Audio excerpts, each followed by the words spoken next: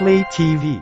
Natuklasan lang ng nanay ng bata ang special powers nito nang mapanood ang footage sa naka-install na surveillance camera sa living room. Ibinahagi ng isang nanay sa mainland China ang mga larawan ng kanyang 8-year-old na anak na tila isang real-life Spider-Girl. Ayon sa nanay, ang hobby nito ay manood ng television habang nakadikit ito sa wall o di kaya ay sa ceiling. Ang mga larawan ay naipost noong July 9, 2023, sa social media platform na Douyin, ang Chinese version ng TikTok. Ayon sa nanay, walang nakakaalam sa superhero skills ng kanyang anak. Natuklasan lang niya ito nang silipin niya ang surveillance camera na kanyang inilagay sa living room. Nakita niya sa video footage na umaakyat ang kanyang anak sa dingding mula sa sofa bago ito magstay sa ceiling.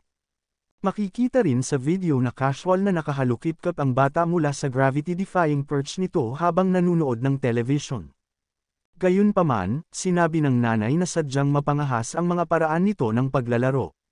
Mahilig ito sa paggawa ng kung ano-anong sobrang pisikal na aktibidad. May ilang netizens na nagpaliwanag kung bakit nagagawa ng batang babae ang pambihirang stunt. May nagsabing posibleng magaan lang ang bata, at nagagawa nitong kumapit ng mahigpit sa tiles ng dingding.